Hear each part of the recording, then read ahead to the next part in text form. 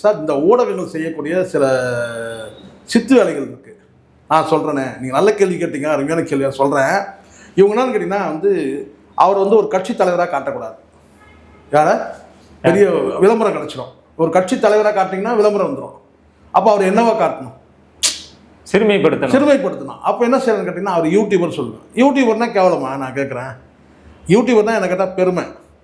Digital media பார்த்தீங்கன்னா powerful media sir. இன்றைக்கி நீங்கள் சொல்லலாம் பிரிண்ட் மீடியாலாம் இன்றைக்கி விழுந்துடுச்சு.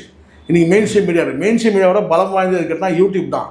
காரணம் என்னென்னா 4 ஊடகங்கள் மெயின் ஸ்ட்ரீம் ஊடகங்கள் திமுக சப்போர்ட் பண்ணுது.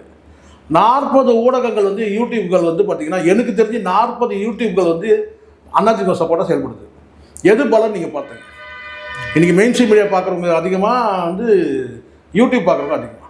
அந்த 40 யூடியூப்பில் 20 யூடியூப்லையாவது ஏர்போர்ட் மூர்த்தி போய் பேசுவார்.